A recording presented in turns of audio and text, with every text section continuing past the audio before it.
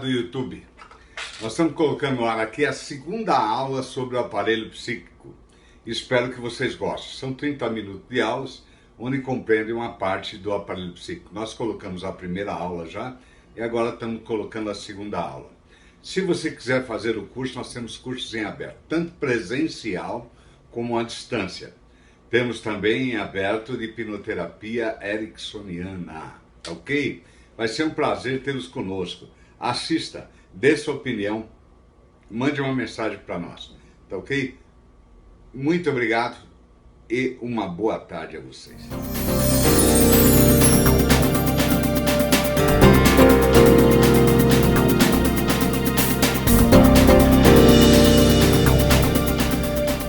Olá pessoal, olha eu aqui novamente, preparando para vocês a entrada da segunda aula do curso de Teoria e Clínica Psicanalítica, a segunda aula do aparelho psíquico.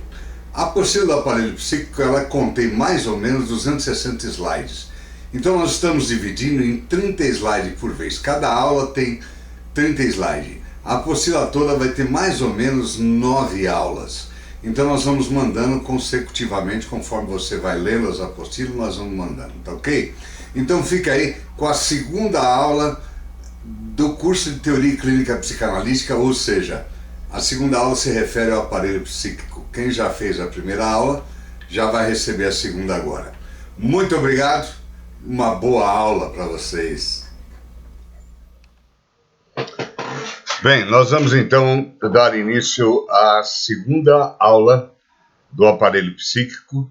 É uma apostila que tem 273 slides, onde serão subdivididos em blocos de mais ou menos 30 slides cada aula. Então nós teremos aí por volta de 9 aulas só dessa apostila do aparelho psíquico. Você que está fazendo EAD, você já deve ter recebido a apostila e agora vai receber os slides com a aula. Então vamos lá. A primeira teoria do aparelho psíquico, na página 11 da apostila, slide número 25.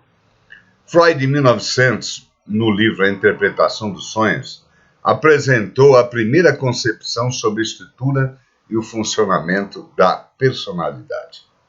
Esse primeiro modelo refere-se à existência de 3 sistemas ou instâncias psíquicas, que são inconsciente, pré-consciente e consciente. Esses 3 referem-se ao primeiro aparelho psíquico, que futuramente ele coloca também uma outra partícula que vai ficar ali como congelada. Depois nós vamos falar dessa partícula. Ficou este modo conhecido como modelo topográfico. Freud defendeu a ideia de que a diferenciação dos impulsos do sistema psíquico ajudaria os terapeutas a formar uma imagem abstrata a respeito do conteúdo psíquico e assim ter uma melhor compreensão do psiquismo humano e, consequentemente, da elaboração do pensamento. Por quê? Ninguém pode abrir a cabeça de alguém e falar assim, olha lá, o recalcado, o aparelho psíquico completo, consciente, inconsciente, não existe. Ele é abstrato. Você só conhece o inconsciente de uma pessoa quando está fazendo análise com ela. Freud montou um modelo disposto a uma determinada ordem, formando um conjunto que funciona como tal, representando o que chamou de aparelho psíquico. Esse é o primeiro aparelho psíquico. O segundo, se vocês lembram na primeira aula, para movimentar o primeiro, só se deu em 1920. Nós estamos aqui agora em 1900. Para a compreensão desse conceito, é importante estudá-lo separadamente. O que é consciente, o que é pré-consciente, o que é o recalcado e o que é inconsciente. O consciente é aquilo, é aqui e agora. É um momento presente, é iminente. O pré-consciente é o que se passou há 10 segundos, a 1 minuto, a meia hora ou a algum tempo em que você pode ainda recuperar essas mensagens ou imagens. O inconsciente é o que tem para a vida toda. Desde a barriga da mamãe, o bebê vai assimilando esse inconsciente. E o recalcado? O recalcado é aquilo que você sabe que tem, ele existe, mas você não quer mexer. Tipo assim, você se lembra daquele fato com aquele cara, assim, nem me fala disso. Então, obviamente, os fatos estão no recalcado. O aparelho psíquico teria a função de manter o nível de energia interna baixo quando eles estão equilibrados. Então, através da sua capacidade de transmitir e transformar certas energias psíquicas, diferenciando os impulsos desses sistemas. Como vai acontecer? Que é impulso? Que tipo de impulso? Nós vamos ver. Vocês devem ter visto em alemão também, impulso chama-se Triebes. Então, esse é o desenho do Freud que vocês estão vendo agora. Consciente, aquele arco pequeno, pré-consciente um pouco maior, o recalcado é um pedacinho, agora o inconsciente é a maior parte que nós temos no nosso cérebro. É toda a nossa vida, desde a barriga da mamãe. Tá ok? Então vamos lá. Consciente. O sistema consciente tem a função de recepcionar informações. É o que você está vendo, ouvindo ou sentindo, proveniente das excitações vindas do exterior ou do interior. Uma pessoa em depressão ou com ansiedade, ela vai movimentar as excitações do interior, que ficam registradas de acordo com o prazer ou desprazer que elas causam, mas sem conservar nenhum traço, nenhuma marca duradoura nessas informações. Então, o consciente ele não segura nenhuma informação. Essa informação já vai cair no pré-consciente. A consciência será um fato fugaz, porém não retém esses registros e representações como depósitos ou arquivo deles. Essas informações excitarão no sistema consciente uma espécie de registro qualitativo, sensível ao prazer e ao desprazer. Na consciência destaca-se o fenômeno da percepção, principalmente a percepção do mundo exterior. Então a consciência nos faz perceber as energias vindas de fora, o que poderá um fato ocorrer ou não. É como se você soubesse que vai acontecer alguma coisa, você vai sentir, ver e ouvir. A maior parte das funções perceptivo-motoras relaciona-se com o ego, com a percepção, com o pensamento do juízo crítico, que é o superego, evocação, antecipação, atividade motora. Então, conforme você está caminhando, por exemplo, e você pisa em uma cobra ou pisa num caco de vidro, automaticamente você vai levar a mão no pé e em segundos, ao reconhecimento da coisa, do objeto, ou do que seja, do fato, pelo consciente, processando no sistema consciente, embora o consciente e inconsciente funcionam intimamente conjugados e quase sempre em oposição, porque o consciente não guarda nada que você sente ou vê. Agora isso vai para o pré-consciente e depois chega no inconsciente e vai trabalhar como registro. Como assim? Como registro. A mamãe deve fazer para você, ou quem tem mãe ou quem já teve, algum alimento que você gosta. Então hoje você vai no sistema de self-service e você vê lá uma lasanha que a mamãe sempre fazia. Quando você vê a lasanha, você vai lembrar da sua mãe. Então isso está no inconsciente. No inconsciente trabalha por registro. Inconsciente propriamente dito. O ato da consciência é momentâneo, atemporal. Significa que há elementos que ao mesmo tempo encontram-se fora da consciência, o fenômeno chamado inconsciente. Os conteúdos podem ser também pré-conscientes, depende da recuperação ou não do ato da vontade do indivíduo. Então, quando você fala inconsciente, não sei se vocês lembram alguma pessoa que fala assim, eu fiz isso inconsciente, quer dizer, ela não sabia. Houve um registro e ela tomou atitude. Então, se vocês verem, por exemplo, alguém que tem problema, uma violência sexual, já passaram-se anos, e a mulher vê uma reportagem sobre isso e vai acionar o registro dela. Não tenha dúvida disso. Os conteúdos pré-conscientes, a todo momento, nós temos que buscar, se estiverem neles. Senão, nós temos que acionar o inconsciente. O sistema inconsciente é um conceito meramente teórico, pois nunca é observado diretamente, é constituído. Já vimos o abstrato, que o consciente, o pré-consciente, o recalcado, agora o inconsciente. Ele é muito teórico. O inconsciente só vai ser conhecido na análise. O médico chama aquela pessoa de paciente, o psicólogo parece também chama de paciente, nós chamamos de analisando. Por quê? Porque nós falamos e ele fala também. O médico com o paciente é passivo, não fala nada. O nosso não, ele fala muito, nós é que ouvimos bastante, né? Então, a natureza se desconhece, é o seu conhecimento só obtido com dados colhidos de forma indireta, em experiência clínica. Esses dados indiretos são fornecidos, às vezes, também pelos sonhos, atos falhos do indivíduo. Sonhos, desejos, que nós vamos ver no segundo aparelho psíquico, que é a parte do ID. Nesses sonhos podem vir traumas, nesses sonhos pode vir no dia a dia, vontades e várias outras coisas. E os atos falhos do indivíduo que você está conversando com ele e percebe que ele falha, ele dá um ato falho e você vai pegar e vai trabalhar em cima disso. Por exemplo, eu estou conversando com uma senhora, analisando, e cujo marido é alcoólatra, cujo marido tem uma série de problemas, e ela está agredindo, falando no marido, o marido é isso, o marido é aquilo, e de repente eu pergunto ao pai, ela fala, então, bêbado, safado, sem vergonha, bate na minha mãe, quer dizer, ela casou com o pai dela. Isso é um ato falho.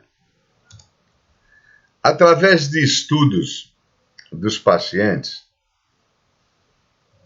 com histeria submetidos a experiências hipnóticas, Freud observou que os indivíduos são capazes de mobilizar sentimentos, emoções e alteram sua personalidade, sem que esses percebam a origem de suas decisões e sentimentos.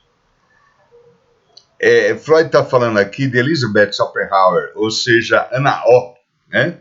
Que ela andava de cadeira de rodas, que não mexia as pernas, não levantava, porque o pai havia bulinado, e só depois então descobre-se, em hipnose ela andava, que ela tinha desejo que o pai a bulinasse. Ela achava que o pai a bulinou, mas não, ela tinha só desejo, não houve isso. Então ela inutilizou as pernas dela, mas em hipnose ela andava.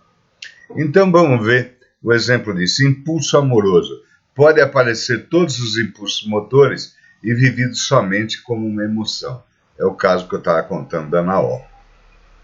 Impulso agressivo. Pode ser traduzido e vivido apenas como uma emoção colérica, de raiva, de ódio. Observou-se também que tais manifestações não ocorreriam obrigatoriamente em pacientes com distúrbios histéricos. O que é histeria, gente? Histeria quer dizer o aparelho reprodutor. Antigamente, na época de 1900, até 1920, você assistia seriados brasileiros aí, Gabriela, Cravo e Canela, onde o coronel falava assim, sobe porque eu vou te usar. Então a mulher era usada, a mulher não tinha o direito de gemer, de gritar, de gozar, de ter um orgasmo. Ela podia ter sido chamada de vagabunda, apanhar na cara, porque ela teve um orgasmo. Então esses distúrbios histéricos, porque os hormônios vão acumulando, né, ocorrendo no indivíduo também de normais, manifestando-se como um lapso de memória. Assim, Freud formulou a teoria de que as manifestações partiriam de algum lugar e denominou o sistema inconsciente. Então, se vocês verem essa história verdadeira, essas mulheres acumulavam hormônio, dava histeria, por quê? Porque o ego é o elemento do prazer. O ego, vocês vão estudar mais tarde, que faz com que aconteça o prazer. Mas elas não tinham direito a isso. E também tinham medo de se dar a um outro homem e ser apedrejada até morta. Então, o que o ego fazia? Bom, você não vai ser uma promíscua, mas vai ficar doente. E colocava ela, internava numa clínica de tratamento de saúde mental. E não o era. Assista, você que está vendo, no nosso compêndio, quando você permitir que nós mandamos os filmes, assista Dr. Mesmer. Ou você puxa pelo YouTube aí, Dr. Mesmer, que você vai ver isso. Conhece-se o inconsciente através de sua expressão consciente, conteúdo e modo de se expressar. O sistema inconsciente explica e demonstra comportamentos e atitudes mentais e sociais. Tem causa definida e obedece a um propósito. O seu conhecimento teórico é imprescindível, à medida em que explica sua forma de se manifestar, com um grande número de observações feitas durante as análises. Você vai ver que ele traz da infância esse consciente rudimentar. Você vai ver que esse inconsciente acumula muitas informações. Freud, em 1966, Freud, em 1966, é uma das obras dele que foram reeditadas, tá? Foi lá em 1900. Explica o inconsciente, exprime o conjunto de conteúdos não presentes no campo da atual consciência. E também constituído por conteúdos recalcados, que não têm acesso ao sistema pré-consciente. Consciente pela ação de um senso crítico rígido interno, chamado superego, o juizão nosso que nós vamos estudar depois. Então ele mantém aquilo dentro do sistema pré-consciente, não, do recalcado. Então o pré-consciente às vezes não tem essa informação. Você vai ter que buscar no recalcado, aquilo que te incomoda. Os conteúdos podem ter sido conscientes em algum momento e ter sido recalcados ou reprimidos, isto é, foram para o inconsciente ou podem ser genuinamente inconscientes. São imagens, fatos que você venha à sua cabeça e você não sabe de onde vem. Isso aí está na tua infância, imagens que você não lembra, ou dentro da barriga da mamãe. O inconsciente é um sistema do aparelho psíquico rígido, regido por leis próprias de funcionamento, onde não existem as noções de passado, presente, ou seja, ele é atemporal. Ele é branco e preto, atemporal, tanto faz uma garrafa, uma mulher pelada, um pinico, um quadro. Ele não traz nada na ordem certa e traz tudo misturado, surreal. Por isso que Freud se deu bem com Salvador Dalí, porque é tudo surreal. A psicanálise é aquilo que Salvador Dalí mostra, né? Pode ser considerada a parte mais arcaica do aparelho psíquico, é o inconsciente. Estudam-se nele as representações inconscientes ou simplesmente a representação de coisas, sendo elas puramente compostas por percepções sensoriais. Às vezes você vai tomar um choque e vai lembrar, um choque elétrico, vai lembrar que num passado bem distante, as cenas de um choque que você tomou.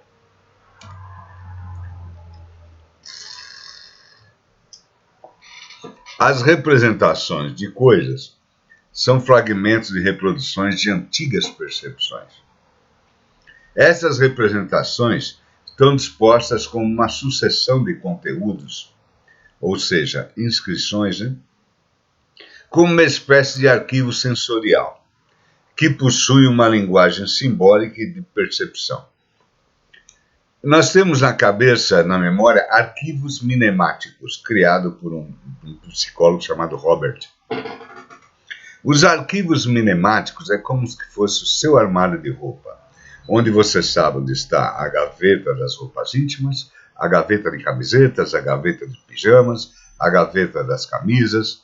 Então você sabe onde está tudo. Então nosso cérebro guarda esses conteúdos todinhos. Então quando você tem um registro, ele vai buscar a linguagem. Quando você tem uma linguagem simbólica e tem a percepção, ele vai buscar. Então, quando você quer vestir tal roupa, você sabe onde está. A mesma coisa vai funcionar o inconsciente. Está tudo guardado lá. Assim que você tiver um registro de alguma coisa, ele vai buscar. O indivíduo terá de fazer um esforço imaginativo para conceber essa espécie de registro sensorial, com um conjunto de elementos despidos de palavras. Por exemplo, digamos que eu resida próximo a uma indústria de pães, uma panificadora, que todo dia às 4 da tarde ela solta pão doce e tem aquele cheiro no ar. E você tem aquela vontade tremenda de comer um pão doce. Aí você vai até a padaria para comer um pão doce. Aí o superego, que mais tarde vocês vão saber quem é o juizão, ele vai fazer uma análise e vai falar para você, olha, eu vou sequestrar a tua vontade. Por quê? Porque você é diabético, você não pode comer um pão doce. Então, logo, o ego vai ter que fazer alguma coisa para dar o outro segundo princípio do prazer. Então, vocês entenderam? Você tem a vontade, você reconhece o inconsciente, você vai querer buscar, mas existe um juiz que vocês vão ver no segundo aparelho psíquico, que é o superego. Ele vai impedir ou não você de fazer isso. As representações de coisas são reduzidas no inconsciente em seus traços constitutivos essenciais, a linguagem simbólica, né? Tal como se inscrevam numa época em que não existiam palavras para designá-las, o período de gestação do nascimento e até 10 ou 12 meses aproximadamente depois. Até 8 meses a criança se considera, ela e a mãe, a mesma pessoa, é um corpo só. Embora essas representações simbólicas se refiram aos sentimentos auditivo, gustativo, olfativo, tátil, visual, veja bem, isso aí se refere a visual auditivo sinestésico, PNL. Freud já falava da PNL. Então tem pessoas que em 1970 registraram ela e ela já existia. É o visual que exerce uma clara predominância sobre o restante. Você vê, sente, ouve. É o visual que tem. Quando não tem um visual, você vai agir com um sentimento mais próximo, que é o tato, a sinestesia. Ok? Daí que os conjuntos de representações inconscientes formam verdadeiras fantasias na psique do ser humano. Freud admitiu a existência de uma parte inconsciente constituída por fantasias primitivas originais, sendo elas constituídas em devaneios e até transmitidas à consciência. Quem é que não sonhou com a casa de praia, com a casa de campo, um carro que você queira ter? A criança no berço, quando ela chora pela mamada, se a mãe atrasar 10 minutos, às vezes por uma, ela vai criando fantasia de abandono, que a mãe está deixando de dar alimentação a ela. E outros tipos de fantasia que se dão à criança, né? Desde pequeno, canta-se músicas para as crianças no intuito de reprimir. Bicho, papão, sai de cima do telhado. Papai foi pra roça, mamãe vem já já. Quer dizer, eu tô sozinho, tô fudido. Ou eu durmo ou o bicho papão me pega. Elas podem não ser consequência de experiências reais vividas pelo indivíduo na infância.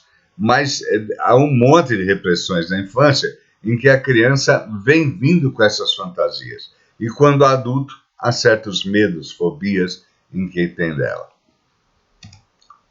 Descreveu também que esses conteúdos poderiam ter sido passados por uma herança filogenética. Entretanto, hoje os estudos mais avançados sabe-se que elas podem estar ligadas a experiências vivenciadas na vida intrauterina. Então você acha que a mulher está grávida, o pai discute, briga, ou até às vezes há agressão, você acha que a criança não assimila? É lógico que sim. E no relacionamento com o meio familiar e na infância também. Além das representações de coisas, o inconsciente é constituído por uma energia proveniente dos desejos inconscientes, chamados também de pulsões. Então nós temos desejos inconscientes. A psicanálise ela é toda psicossexualizada. Isso não quer dizer pornográfico. Não. Ela é psicossexualizada. ela ativa os seus desejos inconscientes. E ativando o desejo inconsciente, às vezes as pessoas dão vazão a isso ou não, se masturbam. E para conquistar os seus desejos inconscientes. Funcionalmente, representação de coisas e desejos inconscientes operam em conjunto. Devem-se considerar algum mecanismo que se articulam no inconsciente.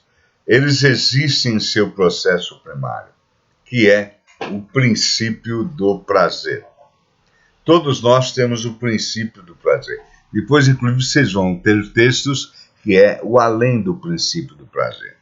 É por meio desses mecanismos que o psiquismo tenta diminuir o estado de tensão, através de criações ou representações tais como identificação. Mediante esse processo, uma pessoa considera-se, em certa medida, semelhante a outra. Por exemplo, a criança copia o modo de agir dos pais, amigos, vizinhos, avós, parentes, personagens de TV. Ele se julga super-herói. Ou aquela menina que brinca com aquela boneca, imagina a vida daquela boneca, né? Projeção, sujeito projeta seus impulsos sobre outro. Por exemplo, o indivíduo projeta seus impulsos agressivos sobre outra pessoa. Assim ele pode culpar a todos e a todos os males. Isso você vê no nosso dia a dia toda hora, né? A culpa de eu estar desse jeito é de vocês. Vocês acabaram com a minha vida. E sente-se arrependido por pertencer àquele grupo social ou família e vai usar a lei de Talião por esses mesmos impulsos que ele projetou. Ele se acha a vítima. A vítima de nós mesmos somos nós. Nós criamos, nós somos tudo aquilo que queremos ser. Condensação. A união de vários elementos separados que têm que têm certa afinidade. Exemplo. Os objetos A, B e C podem condensar-se num novo e único composto, ABCD, por exemplo. E esse processo se realiza o sonho. Então ele vem na vida com um processo ABC. E de repente ele vai estudar, vai trabalhar, vai ouvir autoridades eclesiásticas, e ele vai unir o D para poder realizar seus sonhos. Deslocamento, mobilização e mudança de lugar de uma energia psíquica de investimento. Então, ao invés de ser agressivo, eu vou ser um camarada mais ponderado e vou dirigir a minha energia para mim mesmo. Eu vou investir no meu futuro. Eu vou mudar o meu modo de ser. Esse é o trabalho. Características principais do inconsciente? Bom, ele tem a ausência de associação cronológica. Nenhuma, tanto faz para ele. Aqui como em 1900 e pouco que você nasceu. Ausência de conceito de contradição.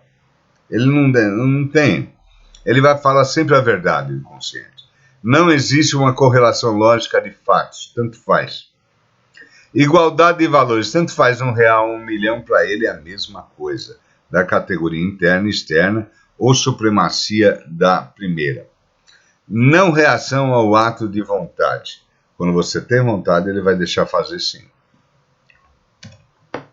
Predomínio do princípio de prazer. Todos nós trabalhamos pelo princípio de prazer. Vamos fazer alguma coisa para ter prazer. Isso é um desejo do inconsciente. A procura pela satisfação se faz pelo caminho mais curto. Tentativa de satisfação através de fantasias imaginativas. Tá? E aqui nós colocamos agora um trechinho. Inconsciente é meramente conceito teórico, é constituído de uma forma de natureza desconhece, ninguém conhece. Nós somente conhecemos de forma indireta, ou seja, na experiência clínica. Você não conhece o inconsciente de outra maneira, a não ser analisando o indivíduo. Aqui nós temos vários desenhos que quer dizer o que é. Pessoas que rabiscam, pessoas que puxam o cabelo, pessoas que mexem os pés. Através desses sinais, quando você está entrevistando alguém na análise, você vai conhecê-los. Olhem esses sinais, sinal por sinal, e vejam se vocês não conhecem isso em outras pessoas. Bem, nós vamos parar aqui no slide número 50 da sua página 16 aí da apostila. Então aqui se encerra a segunda aula do aparelho psíquico dessa apostila. Qualquer coisa você pode entrar por e-mail para nós solucionarmos o que você tem dúvida. É diálogo@dialogoaberto.com. O nosso telefone de zap é o TIM 999-06-6996, em São Paulo, tá? 11 999-06-6996. Ele está no nosso zap. E até a próxima aula, a terceira aula será com o tempo. Espero que tenhamos conseguido atingir os seus objetivos aos conteúdos pedagógicos e programáticos para que você possa transferir para a prática no seu aprendizado. Uma boa aula, boa leitura. Muito obrigado.